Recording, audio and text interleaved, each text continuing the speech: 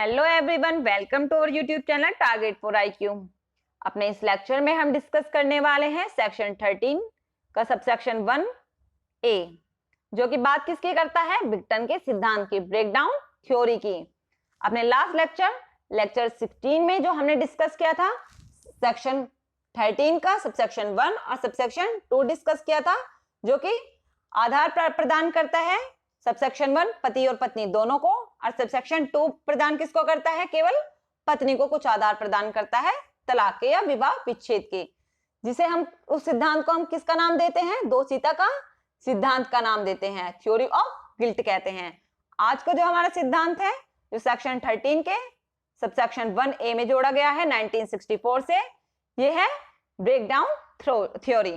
Okay, सबसे पहले हम देख लेते हैं कि ब्रेकडाउन थ्योरी कब से इंसर्ट की गई है। 1964 से ये इंसर्ट की गई है, अंतःस्थापित की गई है। सबसे पहले देखते हैं कि ये किसकी बात करता है। सेक्शन 13 का सबसेक्शन 1A कहता है कि विवाह में का कोई भी पक्षकार, चाहे वह इस अधिनियम के प्रारंभ के पहले अथवा पश्चात अनुष्ठित हुआ हो, मीन्स शादी कैसी हो? शादी ऐसी हो कि इस अधिनियम के पारित होने के पहले हुई हो या पारित होने के बाद हुई हो। इन आधार पर तलाक की आज्ञप्ति के लिए कोई पक्षकार याचिका प्रस्तुत कर सकता है। आधार कौन से होंगे? ये दो आधार होंगे जो नीचे बताए गए हैं कि इनमें से किसी भी आधार पर क्या कर सकता है? वो कोई भी पक्षकार क्या कर सकता है? तलाक की आज्ञप्ति के लिए याचिका प्रस्तुत कर सकता है जिला न्यायालय में। सबसे पहले देखते हैं क्लॉज 1, कहता है कि विवाह के पक्षकारों के बीच में इस कार्रवाई में जिसमें कि वे पक्षकार थे, न्यायिक पृथक्करण की आज्ञप्ति के पारित होने के पश्चात 1 साल या उससे अधिक की कालावधि तक सहवास का पुनरारंभ नहीं हुआ है। क्या कह रहा है? कि विवाह के जो पक्षकार थे उनके बीच में क्या है? जुडिशल सेपरेशन की डिक्री पारित हो गई थी। किसकी?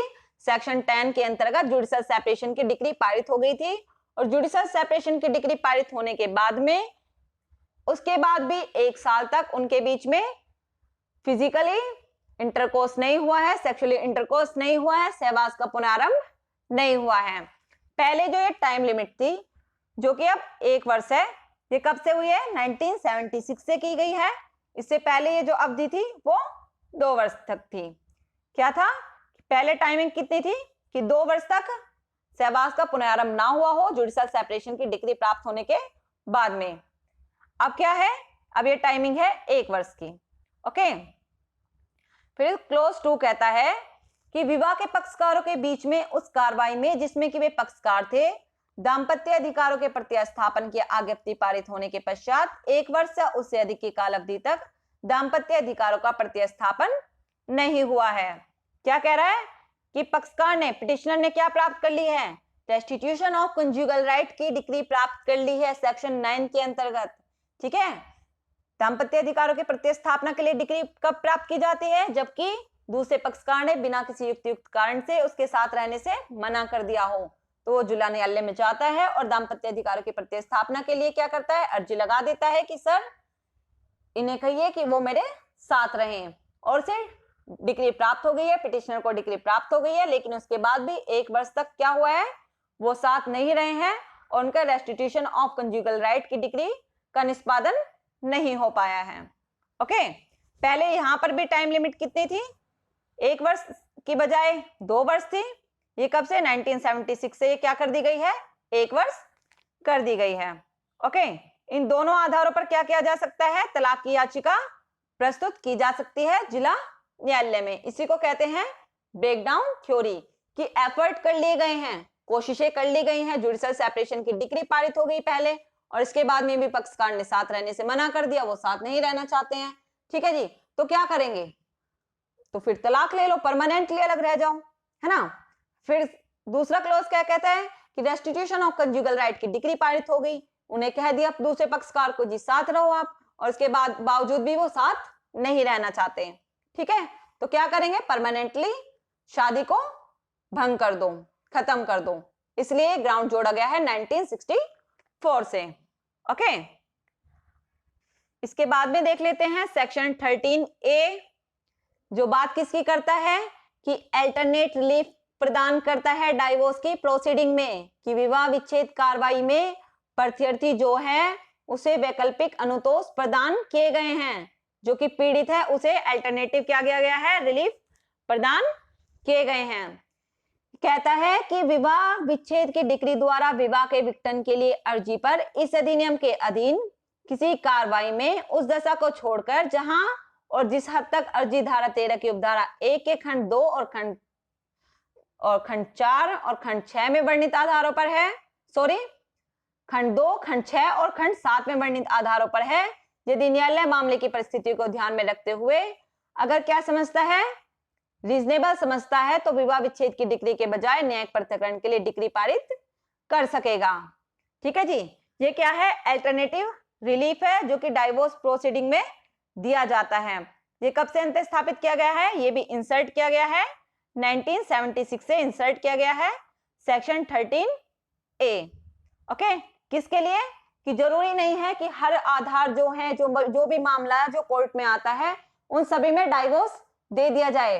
तो क्या करेगा कोर्ट, क्या करेगा कि अगर उन्हें रीजनेबल लगता है, ठीक है जी, न्यायोचित लगता है कि ये जस्टिस के लिए आवश्यक है कि भाई तलाक मत दो, तलाक की जगह क्या कर दो, परमानेंट उनका विवाह विच्छेद मत करो, उन्हें कुछ टाइम के लिए अलग रखो, कि उन्हें क्या कर दो, जुडिशियल सेपरेशन दे दो। क्या पता ऐसा हो सकता है कि कुछ टाइम बाद जब वो अलग रहेंगे तो उन्हें फील हो जाए कि उनका साथ रहना ही बेहतर है। ठीक है, तो वहां क्या है कि अल्टरनेटिव क्या रिलीफ के बारे में प्रावधान कर दिया गया 1976 से। क्या कह रहा है कि यदि न्यायालय उचित समझे, अगर कोर्ट क्या समझ रहा है, रीजनेबल समझ रहा है, तो विवाह विच्छेद की डिक्री के बजाय न्यायिक पृथक्करण की डिक्री पारित कर सकेगा। ठीक है जी, कि डाइवोर्स की डिक्री देने के बजाय क्या कर सकता है, जुडिशियल सेपरेशन की डिक्री प्रदान कर सकता है। फिर कहता है परंतु यह अनुतोष प्रभावी नहीं होगा कि डाइवोर्स की डिक्री के बजाय जुडिशियल सेपरेशन की डिक्री नहीं प्रदान की जा सकती। कब प्रदान नहीं की जा सकती, कि यदि अर्जी धारा 13 की उपधारा 1 के खंड 2, खंड 6 या खंड 7 में वर्णित आधारों पर है। कौन से आधारों पर है, जो कि किसमें है जी, जो कि धारा 13 के खंड 2, जो कि बात किसकी करता है कि अगर दूसरे पक्षकार ने क्या कर लिया है, धर्म परिवर्तन कर लिया है, तो इस आधार पर तलाक के बजाय क्या नहीं दी जा सकती, जुडिशियल सेपरेशन की डिक्री पारित नहीं की जा सकती। और इसके बाद में बात कर रहा है कि धारा 13 का सबसेक्शन 1 का खंड कौन सा है, क्लोज कौन सा है, 6 की बात करता है। ये किसकी बात कर रहा है कि उसने क्या कर लिया है, दूसरे पक्षकार ने संसार का परित्याग कर लिया है। ठीक है जी, दूसरे पक्षकार ने क्या कर लिया, संसार का परित्याग कर दिया है। फिर क्लोज 7 है सेक्शन 13 के सबसेक्शन 1 का, जो बात करता है कि प्रिजम्पशन ऑफ डेथ है, कि उसके बारे में क्या कर ली गई है, मृत्यु की उपधारणा कर ली गई है। इन 3 क्लोज के बजाय हर क्लोज में क्या किया जा सकता है, सेक्शन 13 के सबसेक्शन 1 में जो भी क्लोज दिए गए हैं उनमें क्या किया जा सकता है, डाइवोर्स की डिक्री के बजाय जुडिशियल सेपरेशन की डिक्री पारित की जा सकती है। लेकिन क्लोज कौन कौन से क्लोज हैं, क्लोज 2, क्लोज 6 और क्लोज 7 में क्या नहीं दी जा सकती, जुडिशियल सेपरेशन की डिक्री पारित नहीं की जा सकती डाइवोर्स के बजाय। Okay friends, thank you so much. अगर आपको ये वीडियो अच्छी लगती है तो प्लीज चैनल को सब्सक्राइब कीजिएगा, वीडियो को लाइक कीजिएगा और मुझे कमेंट करके जरूर बताइएगा कि आपको ये वीडियो कैसी लगी। अपने नेक्स्ट लेक्चर में हम डिस्कस कर लेंगे म्यूचुअल कंसेंट से डाइवोर्स का प्रावधान, जो कि सेक्शन 13B में दिया गया है, और इसके आगे हम फिर स्टार्ट करेंगे section 14। Thank you so much for watching this video.